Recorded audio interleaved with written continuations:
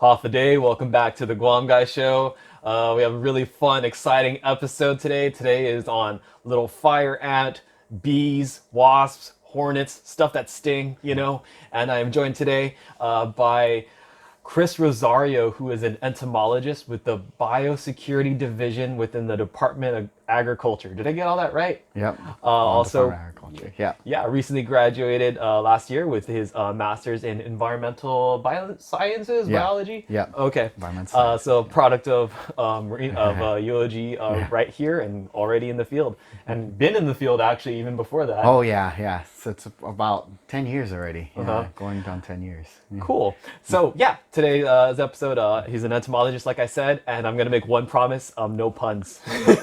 We're not gonna make any puns with bugs and stuff like that. I'll try not to. You're gonna try not to? Okay. We're gonna have to edit it out. All right. So yeah, Chris, I was rock climbing at TheGuamGuy a few weeks ago. We actually had a little accident. Some of the wall came down before the climber. But so that was a bit of drama, like in the middle of that climb. But even before that, when we were just hiking in, we got hit by a little fire ant. Wow. We're not even 20 feet into the trail, and then I'm trying to push some foliage out of my way, and I look at my elbow, and I just counted about five or six little fire ants right there, and I've seen them before, so I can identify them on site.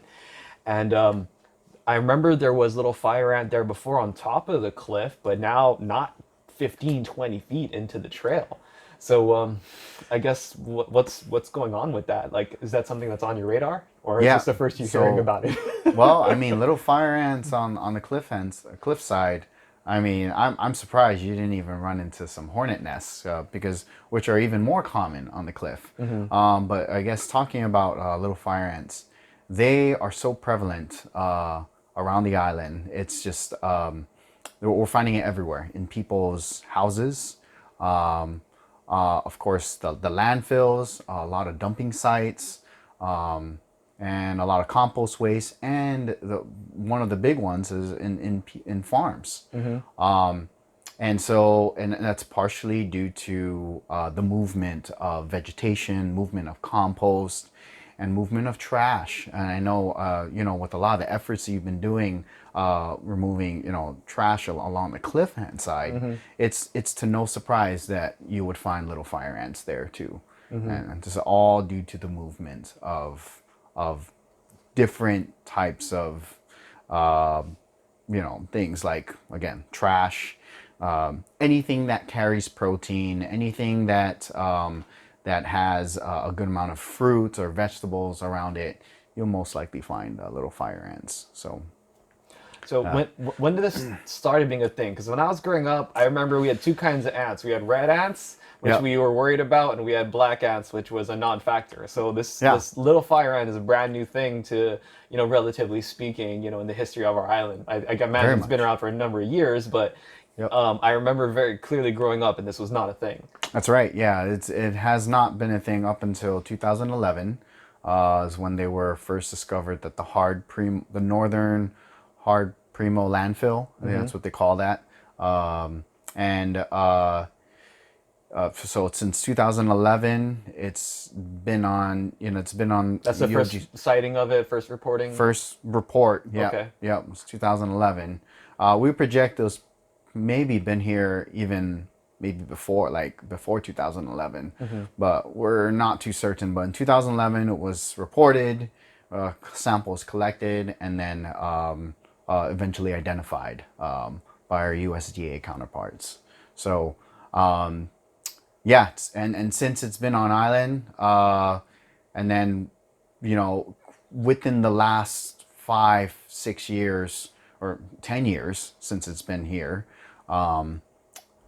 they've just been more and more widespread, and that's due to, again, the spread of It's people, yeah? yeah, People's moving I things mean, around, right? Yeah, Okay. it's just that they hitch a ride. They're hitchhikers, hitch a ride on plant products and even trash, more so trash, that they hitch a ride on. And anytime there's illegal dumping, there's a chance that the illegal dumping is spreading the little fire ants. I have a perfect example of this. We had a cleanup in a cemetery in PD, Nimitz, and if I recall correctly, I myself and some other people got hit with little Little fire fire ant. ants, Yep. and it was because it was a dumping site. Some Yep. people have turned the cemetery or part of the cemetery Yep. into a dumping area. They bring their trucks Yep. and they back off whatever kind of household trash or backyard trash, whatever you can find. And I Yep. noticed there's a lot of large, big black trash bags,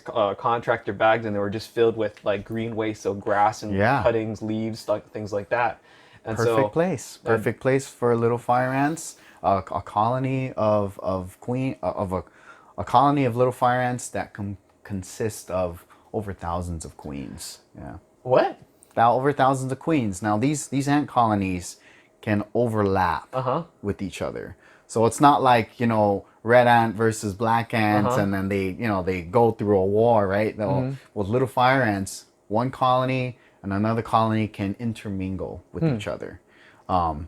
So and that's why little fire ant treatments these days tend to be a bit more difficult because Mm-hmm. you kill one queen, well, you still have 10 or 12 or 100 more queens to deal with.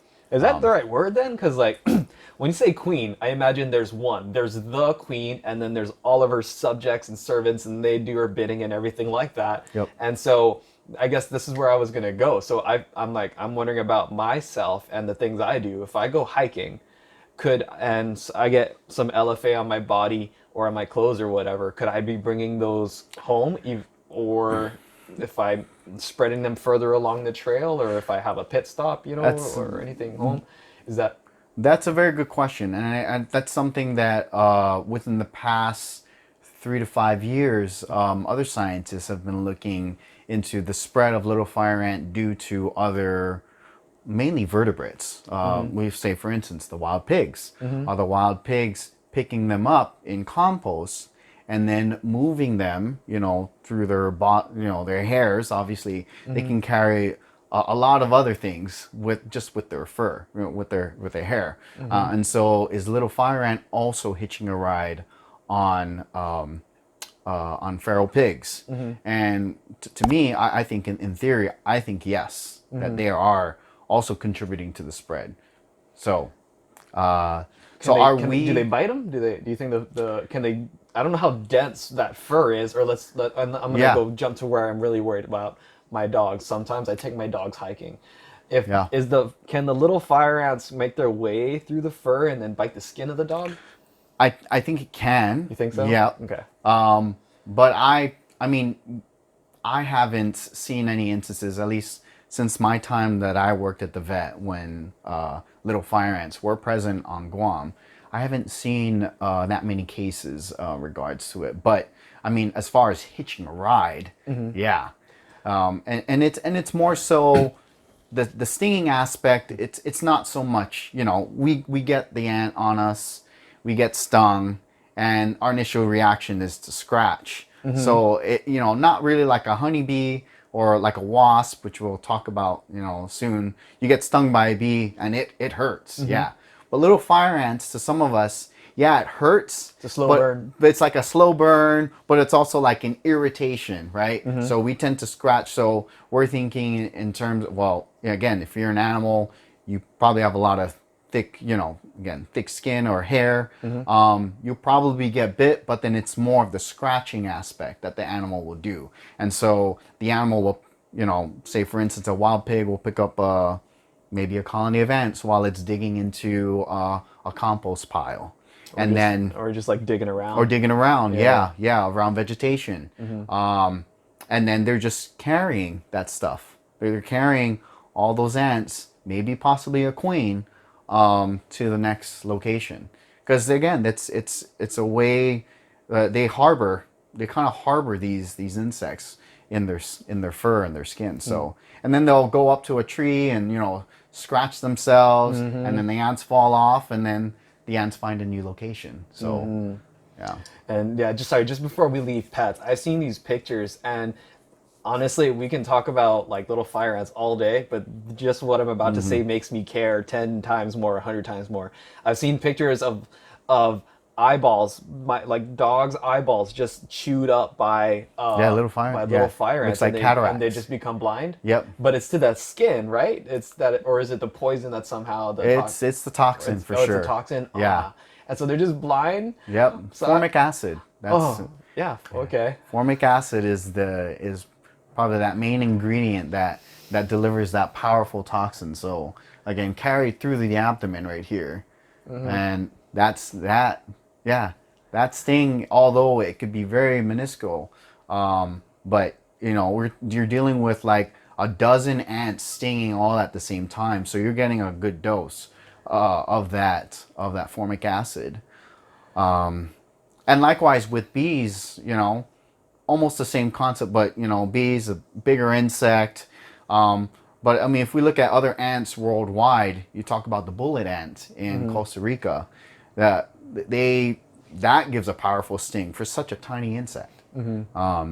So yeah, it really all depends on. But little fire ants, luckily, is to the I don't know. I don't know if you say luckily, but fortunately, it's not as a powerful sting as many other ant species, but they are very pervasive in the No, environment. I see what you're saying. We're saying this is a good chance for us to get serious about our protocols and our controls to make sure we don't have even worse stuff coming out here. You're right. And Exactly I just want right. to take a second to shout out my chemistry classmates because he said formic acid, and I'm sure it's going through your head. We know what that is, or at least we've seen the chemical formula Yeah, yeah. for it and so on. So I'm just like, oh, I know what that is. I didn't know how much of Yeah. inorganic chemistry and organic chemistry I was going to use, but here we are. Yep, yep, exactly. And in the insect world, is very, very prevalent, and chemistry wise, if you want to look at, I mean, we're talking about even biomedical stuff. Some people actually collect wasps or hornets or ants worldwide to look at some of these chemicals. And to see if they are good in medicine, if they're feasible to study in medicine when we, again, this is all biomedical stuff. Yeah. Yeah. Yeah, that's pretty kind of far of where we want to Yeah. be. We don't want more here to study. We have That's more right. than enough to We study. have So I too think much. that's Right? the Agreed. I totally yeah, agree. so we'll save that for the big budget labs. We are not in that kind of place, although this is kind of nicer for some of the local government offices I've been in. Do you want to just take a second to explain where we are? Yeah. So we're here at the plant inspection facility. We call it the PIF. But it comprises of not just Department of Agriculture, the Biosecurity Division, but also the U.S. Department of Agriculture and the Customs and Quarantine Agency. So, and last but not least, I want to recognize too that the Department of Agriculture, through some of our federal grants, we also hire some students at the Research Corporation of University of Guam. So really, with all four of those agencies coming into play, we really it really helps to solidify the collaboration between all of the agencies. Again, between the federal Yeah. government, through the local government, and the university. And it is a huge collaboration, and all in one building. That's actually really cool. There's a lot of, talk on social media and just general criticisms that, sometimes people say like, people don't do anything in the government. Yep, yep. And No doubt. the ones that people say people do things is they're not talking to each other. So there's a lot of Exactly. wasted effort or duplicated effort.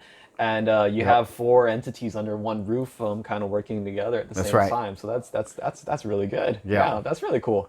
Yeah. That said, just to defend some of at least some of my friends and people I've interacted with, everyone I've talked to has been really passionate, really involved. I've seen this guy in his off time.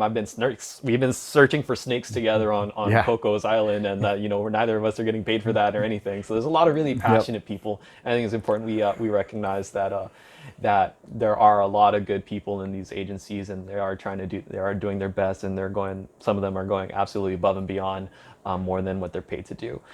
So I like how you put that there. The community outreach is really what helps fill some of my passion because again, I grew up as a kid, I grew up thinking that, bees were a pest as opposed to which again, what we'll probably talk You in keep that. showing your Yeah. bias. Yeah, we'll get to bees. So, but yeah, We'll get there. sorry about that. That's okay.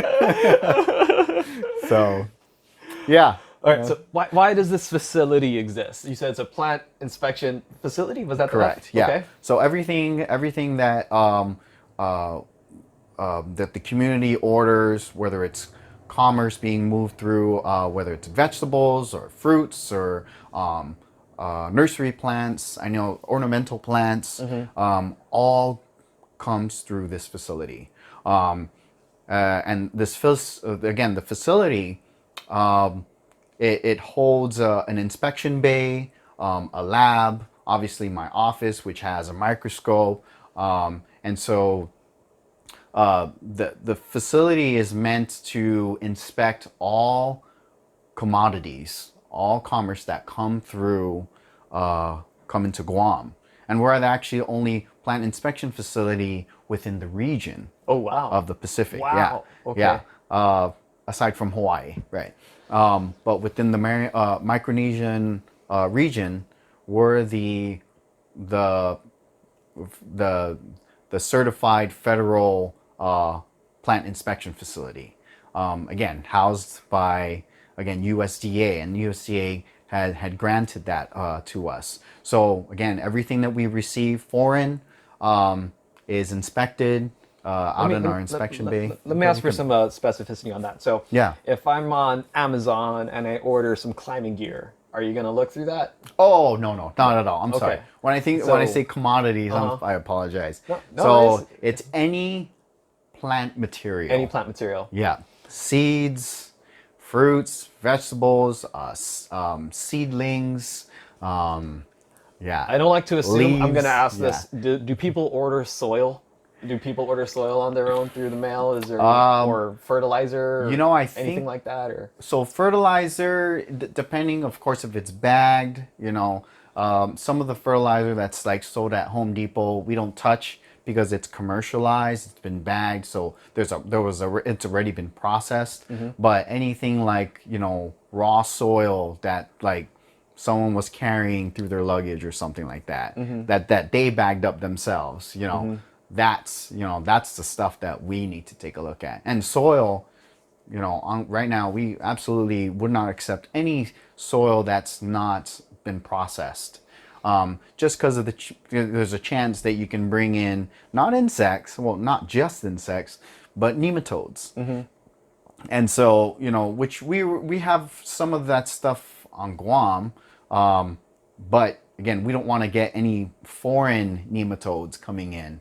Just like we don't want to get any foreign insects, little fire ants and rhino beetle. That's all foreign. These are all foreign insects coming out from Asia. So it's so yeah. So we screen everything that has plant material that come into the facility, that come into Guam, into this inspection facility. So yeah. Okay.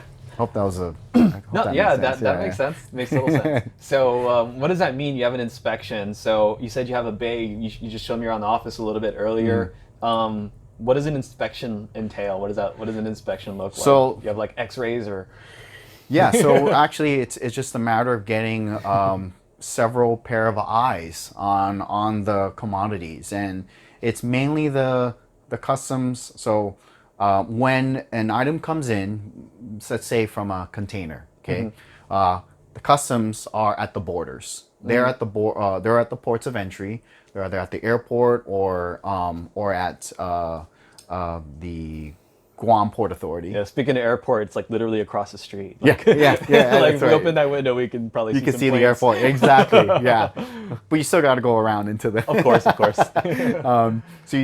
So anytime there's so the declaration form that you would fill out. Yeah. So usually, if someone was to declare fruits and vegetables, that stuff is immediately, I wouldn't say confiscated, but it's taken by customs, and brought into our facility, and then which is sometimes the next day. If it's taken away at nighttime, the very next morning, customs will open up the package, open up the bag, whatever it may be, and they search for insects. There are times where we have to cut the fruit open because some insects can hide inside the fruits.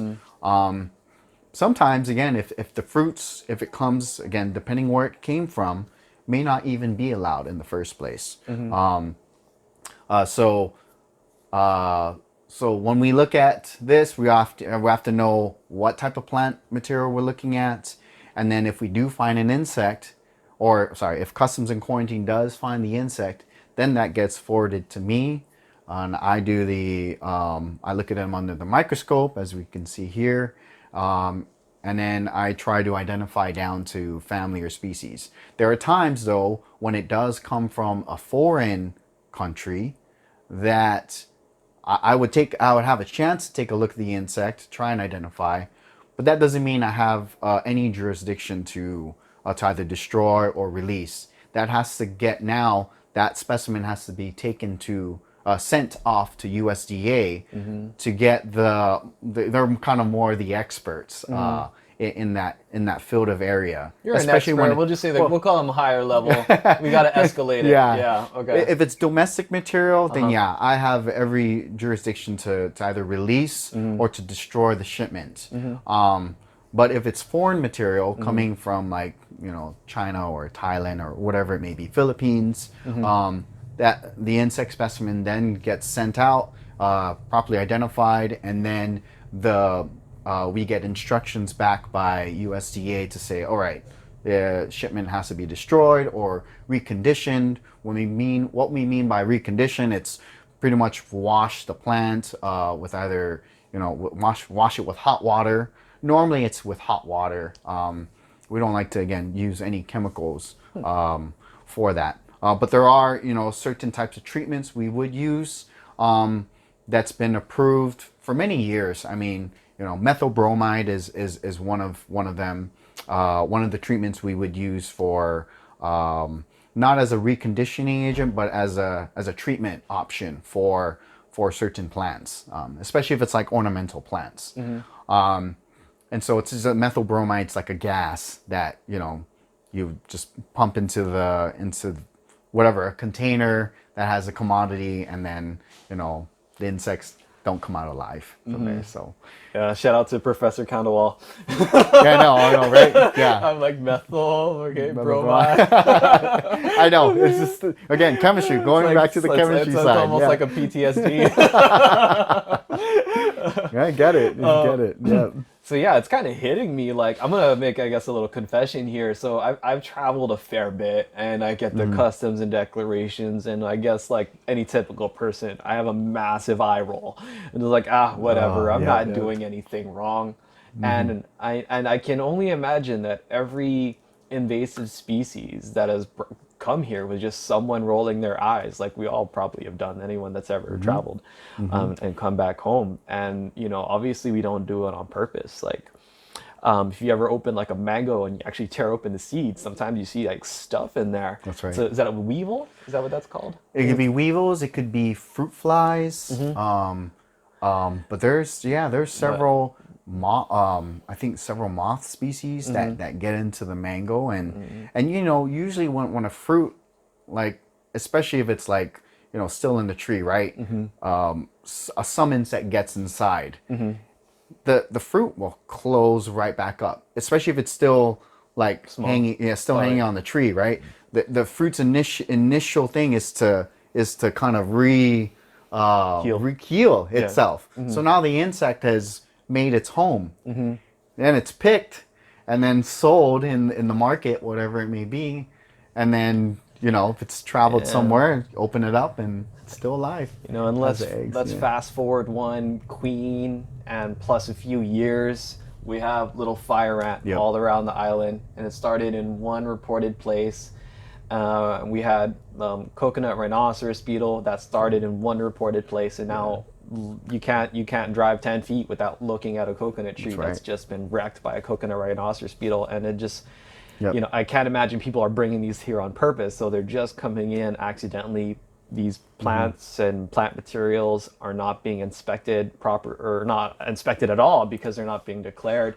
Right. And so I Sometimes wonder what's next. Could you're that right. bullet ant find its way here? Could it be something worse? Something Yep. that, we just mentioned mango. Could it be something that kills all our beloved mango trees? That's right. All right, I guess I can't roll my eyes anymore. But those That's true. declarations forms. But the focus again is it comes down to the ports of entry. So like shipments, the cargo. When cargo, I mean, how many containers that we receive in a day? Probably close to about like say about 700 containers like a day. What? Maybe I don't know. Maybe Okay. maybe less, maybe more. But I mean, we've been at the ports of entry and we're just seeing loads of containers just getting unloaded onto the port, and then they're sitting there for quite some give or take. They would sit there for quite some time, maybe about a day, because That's not quite some time. I mean, yeah, Okay. let's say less than a day, Okay. right? Okay. You can have a rhino beetle that just finds its way into a container the minute it's opened, right? And then it may make its way into Hawaii next, which Yeah. is in the case of Hawaii, that's where they've gotten our beetle. Oh man. Yep. But then to be fair, the we've gotten little fire ant from Hawaii. Okay. So there's kind of a bit, again, it's Yeah. all through shipments. And I would probably I could probably forward you a nice photo of how shipments look like. The networking shipments between Asia, Guam, Hawaii, and the continental US. It's just massive. There's just constant trade going on, commerce moving from all angles, Every direction. Yeah. every To and direction. from. Yep, to and from. And so we begin to realize that we're really not so isolated, especially for insects. So yeah. And so on that aspect, we really need to be at the ports of entry looking for this stuff, proactively looking there. And when you just something does get forwarded here, are you just literally looking at it, turning it around, and seeing if Yep, there's turn it anything, around, and seeing just if there's, so when I kind of look at this the screen here, I look at different types of features. We look at the eyes, how many eyes that, or how many of the small what we call ocelli that this ant has, looking at the segments of the antennae, and then also to the point that we're looking at so obviously with an insect it has three body parts, but looking at certain features that help define a certain family of insects, or a certain genus or species of ants. And it's just all through looking at the features. But then again, we're looking at morphological features, just the morphology of this ant. what's that word? Morphological. So it's looking at the body parts. But morphology, I again, like. is everything. So like when I was a kid, there Yeah. was like the Mighty Morphin Power Rangers. Is that? Yeah, Well, yeah, they morph. They change how they exactly. look. Okay. Yes, yes. Oh my god. And so, and here we are, we're talking about ants, hornets, and bees. But this is all just one order of insects that we're looking at. Just one single order, and it's in the order Hymenoptera. So they are very pervasive in the environment. And because they're very pervasive in the environment, they're easily transported globally. I gotta ask, what are these little hairs? I think we just call it hairs. Yeah, I don't think Huh. it's anything. That's a good question. Yeah. Okay, yeah, no worries. I don't think we call it anything. It's just small hairs. So CETA. CETA? Okay. CETA, yeah. Do they have a function you know of, or? So in the insect world, any type of hair is called CETA. So like in butterflies, they're not called hairs, they're called scales. So it's like the scale that kind of gives like the butterfly like a nice, beautiful color. But this is Do they have a So CETA, function? Do CETA, they that's have? what it's called. Yeah. Do they have a function? Yes, the function, many functions actually. Oh, So okay. in some insects, these hairs could be defensive parts. So if another insect was to, like a praying mantis was to try and grab an insect, some of these hairs will produce wax. So like if you ever heard of Okay. wax scales, they'll use the hair. Some of these hairs will produce these wax. But to also show a function like in the Hymenoptera world or the ant world, Okay. ants or bees, these hairs are used either to pick up pollen, Okay. and some of them are used to detect pheromones in the environment. So what do you mean by pheromones? Like these odors that are given off in the environment. So any defense odors, these hairs will pick up. I think we're gonna come back to that in bees, aren't we? Eventually, Okay. yeah. Well, all right. Yeah. Look, But in well, ants, they're used as a communication as well, by detecting certain things, vibration. So if you ever looked at if you ever blew, I don't know, maybe I'm trying to think of something like an ant colony, right? And you would breathe on it, it would all of a sudden freak out because they're like yellow crazy ants. You would just kind of look at it, and that's all their of a real sudden, name. yellow crazy ants. Yeah, yeah. Not love little that. fire ant, I but love that. yeah. But yellow crazy ant. You just look at it, and then all of a sudden you're breathing on it, and then they start to go crazy, and their hairs are picking up these Bad again. breath. Yeah, bad breath, the CO2. Yeah, Okay. and yeah, that's. I mean, it's a bit weird, but yeah, these hairs have many functions in the insect world, and in the moths and in butterflies. Again, I'm kind of go overarching I the know. everything, It's okay. but these hairs are modified to be scales, so these scales become nicely colored. So like the monarch butterflies, like it gives off a nice bright orange color. That stuff is reflected, and so because if I was a bird, well, I'm going to eat this brightly colored uh, object. Well, it turns out to be poisonous. So it's these many functions that these hairs have is what keeps these insects thriving in the world. So All yeah. right.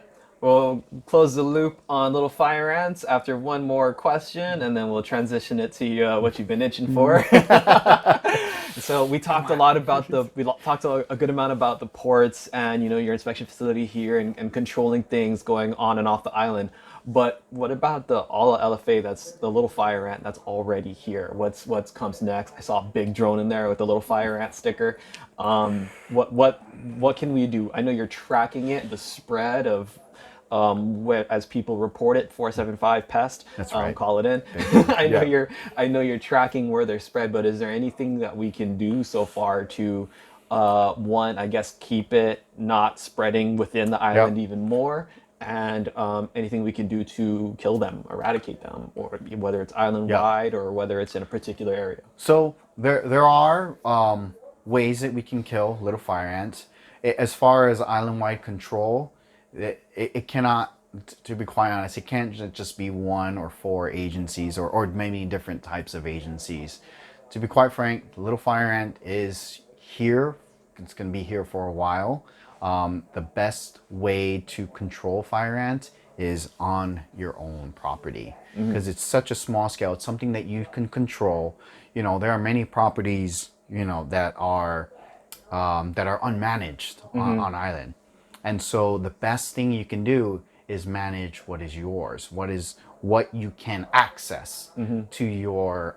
So really, it's controlling How do little you do fire ant that? in your property. All right. And how you do that is you can either again, call us 475 pest. We can give you the guide to control LFA, but it has to be on a persistent basis. So treatments can be done by this way. So you can use a certain type of pesticide. So it's either a granular pesticide or the liquid pesticide.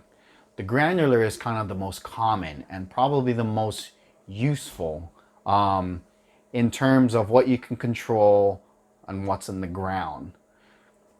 So you control little fire ants on the ground using granular application.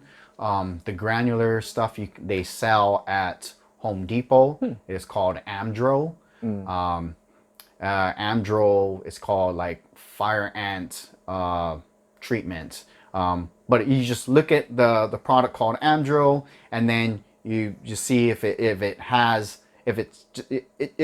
say Amdro, and then it'll be like fire ants. Okay. Because there's one treatment for black ants, and there's another one for red ants. There's also one for fire ants. That's the stuff that you want to get. And you can help people with that. Yeah, we can help. Yeah, and actually Home Depot brings it in, so it's over the counter. But another insecticide you can use that's also a granular, which you can granules like little pellets or something. yeah, like granular. Sorry, little pellets. That you would spread around your yard or spread around the infestation. The other one is called Siesta. That's one, and then Probate. Okay. This is another one. So there's options. There's many options, but with Siesta and Probate, it's a little bit more expensive for the average person. So with us, our agencies, when we get our grant funding, we're going for the big stuff. So which is Probate, and we're not really looking at the over the counter stuff. We're looking at the more heavy Professional stuff for professional professionals. stuff. Exactly. Okay. Yeah. And so Siesta and Probate is another one, but it's still an average consumer can still purchase that. It'll just have to be done through Total Chemical, and you have to have a pesticide applicator license. So that's the only thing with that. But again, your average person doesn't have a pesticide applicator's license. You can just go to Home Depot and get that stuff.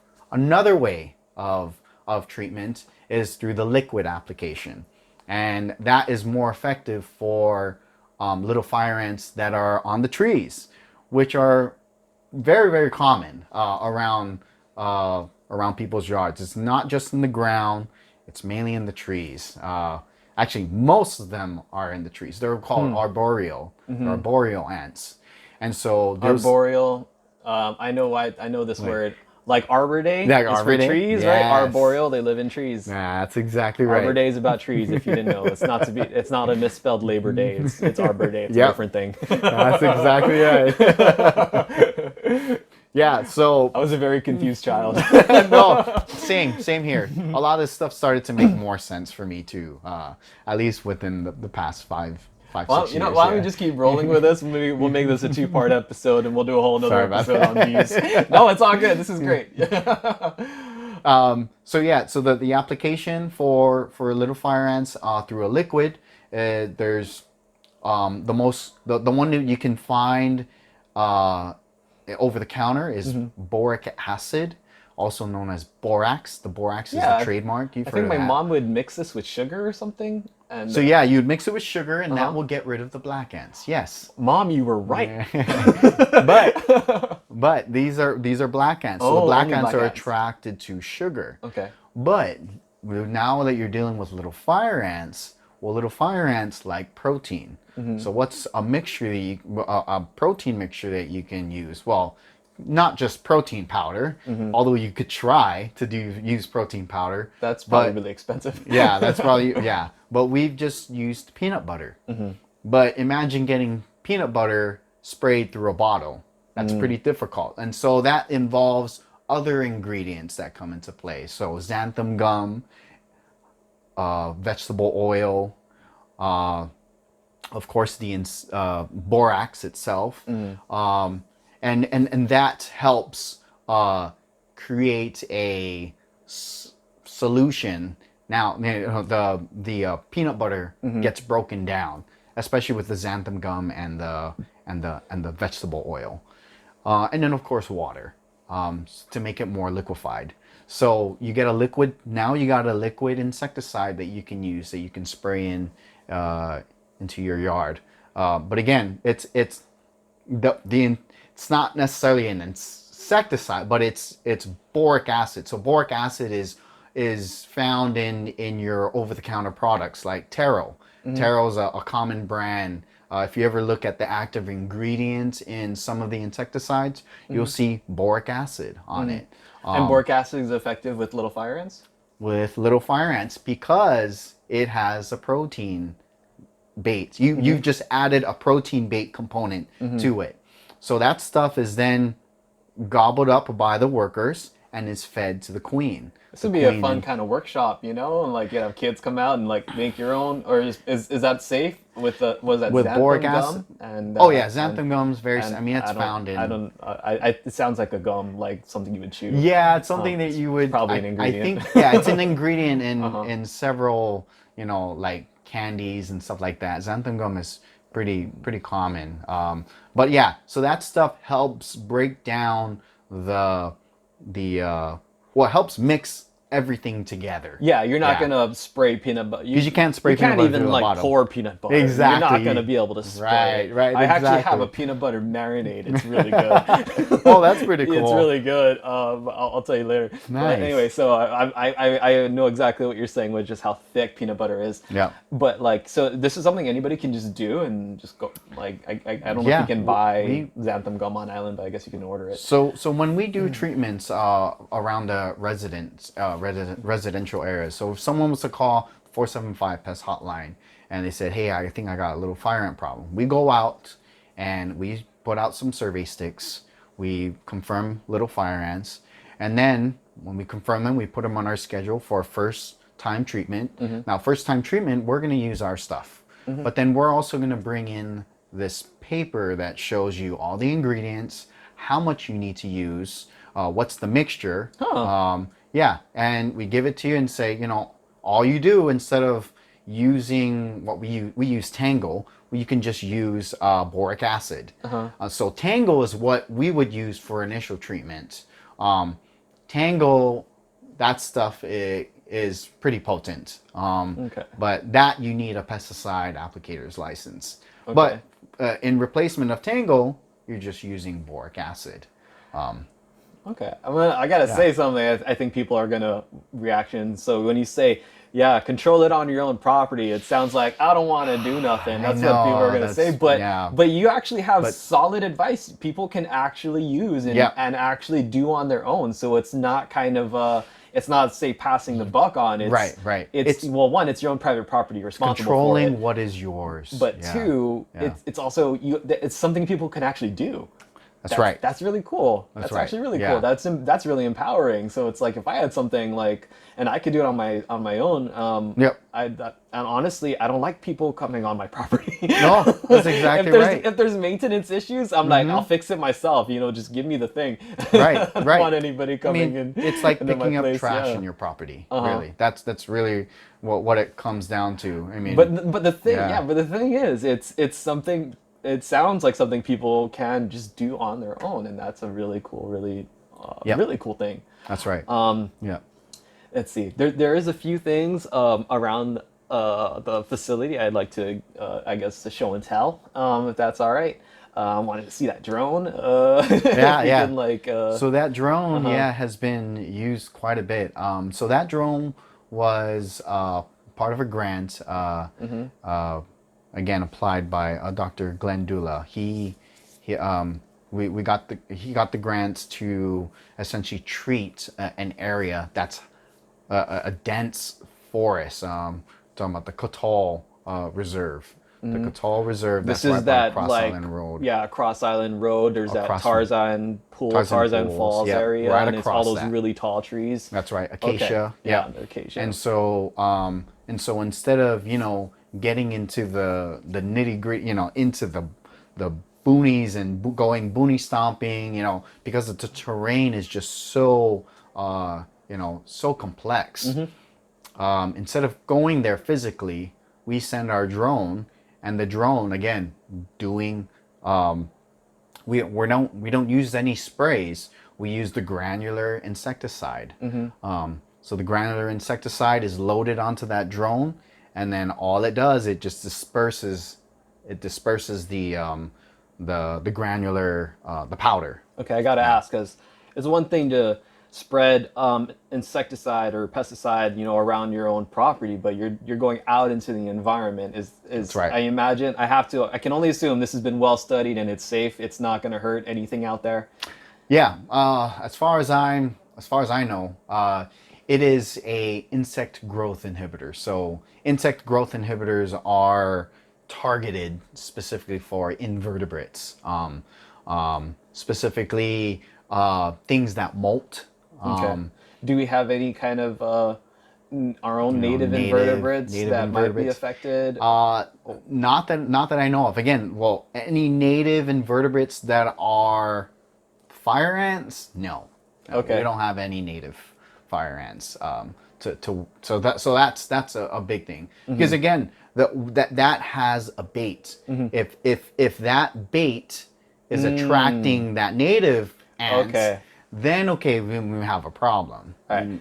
But this is an attractant specifically for ants that go for protein, that go for. So it's like bait on a hook, right? So the hook is like the poison, but you're only gonna get what's gonna want that bait. Right? Exactly. So Yep. nothing's gonna come after a hook with nothing on it. Right, Right. right. And you're only gonna put the right kind of bait for the right kind of Exactly. thing you want to affect. And it has to be fed to the queen. So it's not like it's a contact. It's not a contact. It has to be ingested by the pest itself in order for it to be effective. So if it's not being ingested and it's not being fed to the one that's making the colony itself, then it's worthless. Yeah.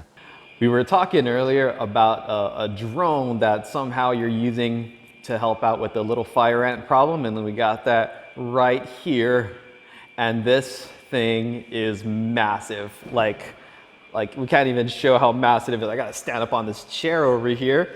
Look at that. Can I get you just to come over here, put your hand under this rotor? So a lot of drones that you can buy you can fit in the palm of your hand. You can't fit one of these rotors in the palm of your hand. All right, so it will cut off fingers. Okay, so this thing's no joke, to say the minimum. And over here we have a cool sticker for the little fire ant. So I guess that's just telling you what this thing is for. So tell me about this drone here. Yeah, so this drone, I guess is, where did it come from? I think it's a DJI drone. It's the DJI brand, but this can hold about 20 pounds of insecticide, and and then that basically holds this part right here. This is where the insecticide is loaded up, and this is obviously because of the weight of the insecticide, or the weight of the drone itself, what it's carrying. It needs to have multiple arms, as you can see here, to be able to fly this stuff. So this drone is specifically used to disperse the insecticide, and of course, it can be done it can be used to spray liquid insecticide, but because liquid insecticide, there's a lot of drift, a lot of wind drift, we just stuck with the granular insecticide. So.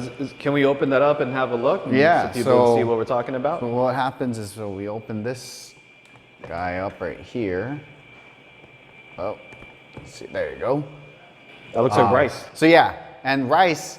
The reason why we use rice is just for demonstration. As far as but the rice is kind of like the same size grain as the insecticide bait.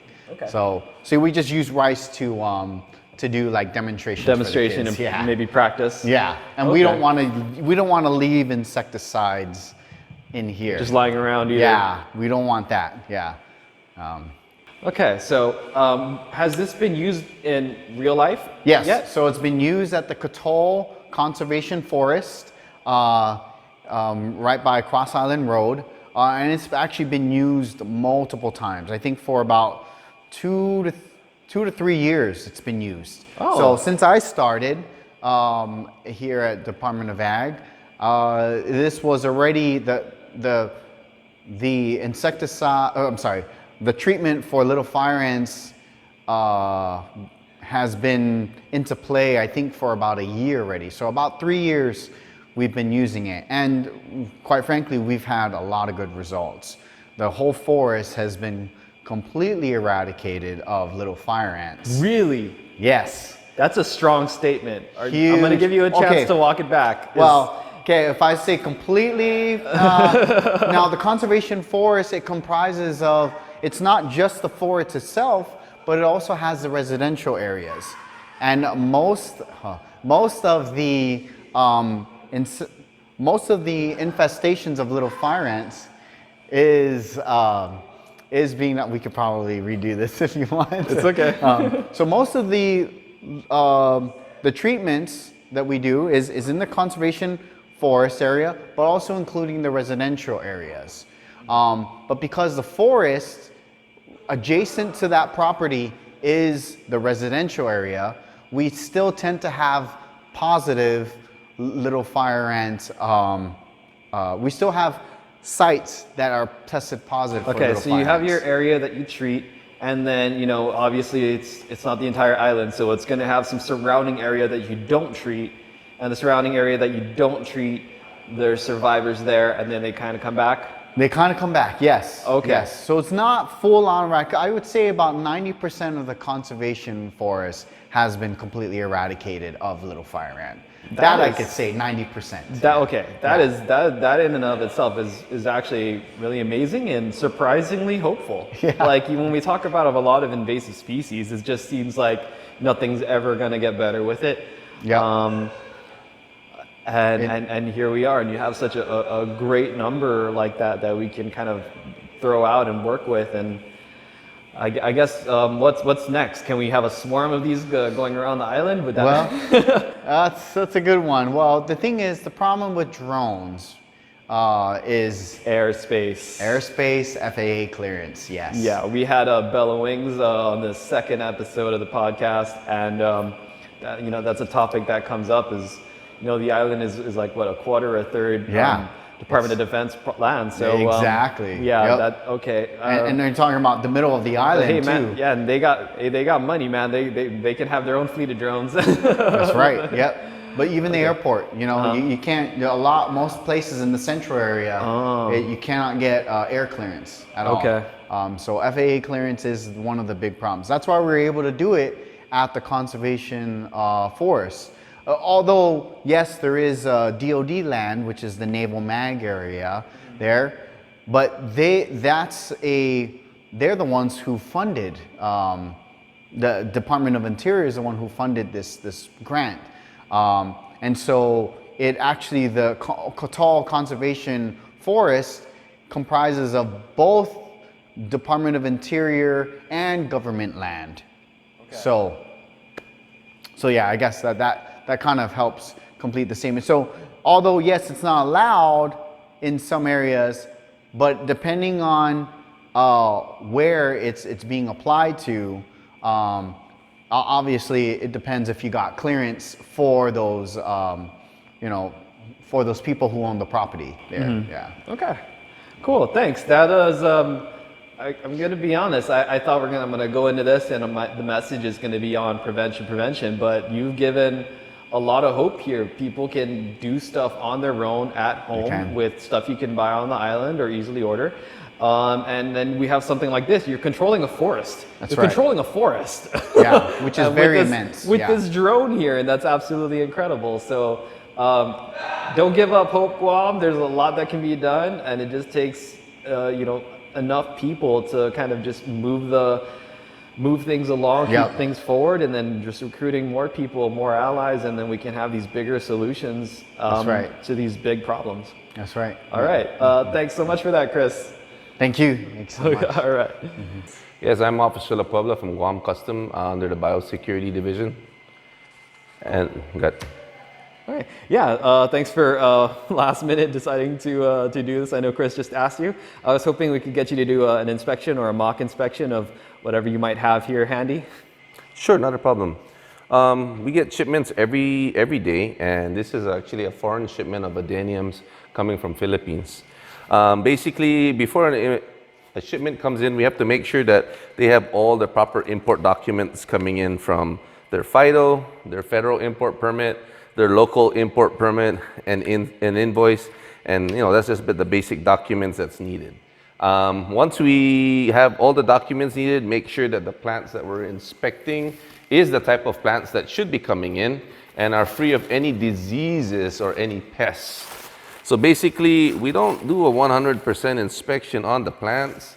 We do a representative sample of the plant material that's coming in. So basically, check their documents, and it says, oh, they're bringing in the desert rose or like adeniums, basically, and say, okay, they've met all the import requirements. Now we can check. We check for scale insects. We check for nematodes. We check for any foreign grass seeds, any bacteria, fungus, viruses, and actually do a piece count to make sure that they're bringing the actual amount of plants that's stated on their invoice and on the FIDO. And then if everything is met and there's no diseases or pests of concern, we let the importer know that the plants are ready for pickup, give them a call, and they come and pick up their plants. How long does that usually take? Depends. If we are not overwhelmed with plant material to inspect, usually within an hour or two. Oh, wow. Yeah, okay. Usually. But if they are missing import documents before we start the inspection, we have to meet the requirements before it's actually done. So is this someone try to fly this here with their luggage, or where did this particular box come from? This particular shipment came in through DHL. Oh yeah, I can see it on the box. You see it in the box. Okay. Yes, there's shipments that does come through passenger baggage and FedEx and the U.S. Postal Service. Okay. So what does an inspection actually look like? Okay, I know we got the documents there. We open the box. You're gonna, if let's say there's 100 pieces in here, you're not gonna look at all 100. You'll look at maybe a handful or so. Yes, just a handful. We'll say at least do a 10% inspection out of the 100 pieces. Mm-hmm. So like I said, when we do the inspection, we make sure that there's no plant diseases, any rots, or any scale insects, mealybugs, mites, or anything like that. And for international trade on the FIDO, they need to make sure that each plant is actually labeled.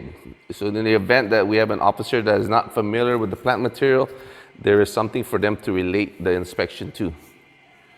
Okay. So basically it's saying, oh, this is like a red one and a white one. And it's this. So you got a purple, as you see here. Mm-hmm. So they're claiming that this is a purple. In the event that we do find something on the plant material, let's say we find a disease, a sample is extracted and brought forward to the local pathologist first, just to give him an idea what's going on. If he's capable of taking the pictures needed for the federal government to continue on the identification of it, he'll do it. If he's unable to do that, the sample is then secured and forwarded to the United States, all the way to Maryland, where they actually do the, all the way to Hawaii, where they actually do the plant diseases. If we do find an insect and we bring a sample to the local entomologist or territorial entomologist, takes a look at it, and after it's looked at, it's forwarded to Maryland, where they do the actual pest ID for snails and insects. So what is your inspection? Is it a quick glance? You take it under the microscope, or is it pretty quick and easy to check? Object of the game is you do a quick check and you see what's out of the ordinary. Like you see here, there's like some material here where it's actually rotting. That would be something of concern.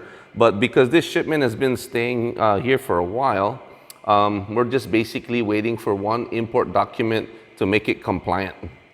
Yeah, I just did a quick check to verify if the plant material that's stated is not, there's nothing in the box being smuggled, but because they're missing one document, I am unable to forward this shipment to the ultimate vendor. Okay. So it's a pretty simple process to an experienced eye then. You just It takes a lot of exposure and a lot of experience to know what you're doing.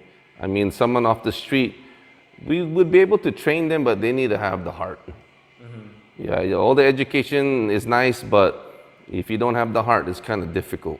Has there been a particularly any interesting thing you found over the years? Yeah, I've seen some super rare plants that come to this island that collectors here on island have spent pretty penny bringing them in. Have you seen any kind of exotic insects or things that shouldn't come here? Have you ever found like a scorpion or anything like that? That's many years ago we found scorpions. Many years ago, Wow. even a golden gecko. Golden dust gecko from, I would say, from California. Dude, yo, I guess you hear that, Guam? We almost had scorpions here. We almost had scorpions here. So we owe this man a great debt of gratitude for not having scorpions come into Guam. I mean, like coconut rhinoceros beetle, little fire ants bad enough, but scorpions, oh man. So thank you, sir. Thank you for your service. Thank you for your time. Yeah, if any questions, feel free to give us a call here in the plant inspection station, and Okay. we'll see what we can do. Thank you so much, All and right. especially thank you for saving us from the scorpions. Thank you. Right. Bye bye. Bye.